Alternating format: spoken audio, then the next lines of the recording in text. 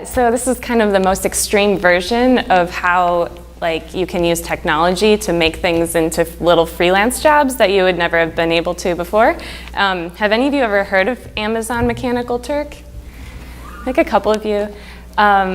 So Mechanical Turk, the name actually comes from, there was this machine like a very long time ago where they made a computer play chess. It wasn't called a computer at that point, but there was a machine that it was automatically playing chess.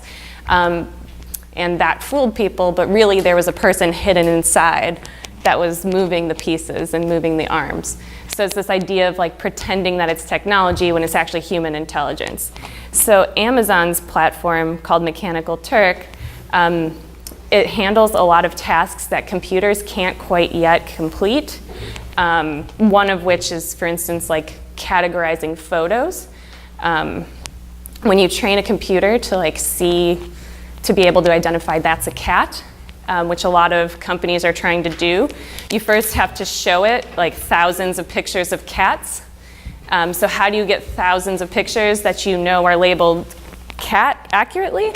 You put those tasks on Mechanical Turk, and people can go and they can sign up and they can say, for 1 cent every cat, I will label these pictures. And so they're like, oh, that's a cat, that's a dog, that's a whatever. Academic surveys, if you've read a lot of research in the last, I don't know, probably 6 or 7 years, the way that a lot of academics collect data is they put surveys on Mechanical Turk and they say, we'll pay you 50 cents to take this survey. And then that's what they use as their data for their studies. So it's all these small little tasks. And Christy, this woman, had been doing it kind of on the side. And then her husband lost his job. He worked in a factory, the recession hit. And she had never worked outside the home before and didn't really want to.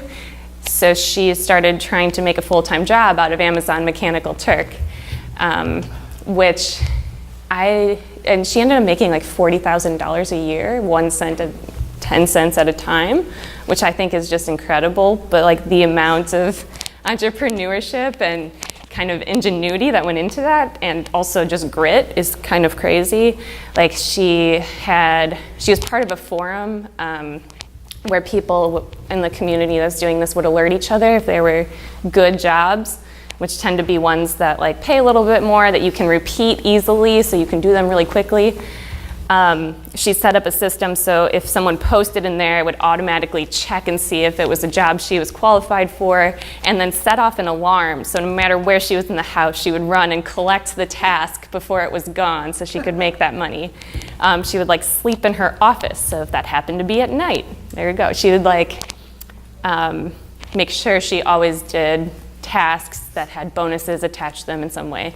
I think my favorite one is, for a while, Amazon had this app where you could take a picture of something in a store and they would text you how much it costs on Amazon. This was a couple steps ago in the smartphone era.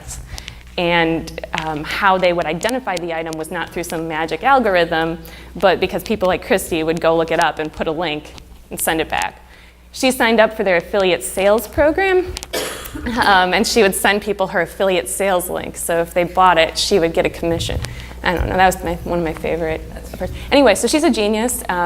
She made this itty bit by itty bit, but then she had injuries. She started to get carpal tunnel, and her shoulder got dislocated.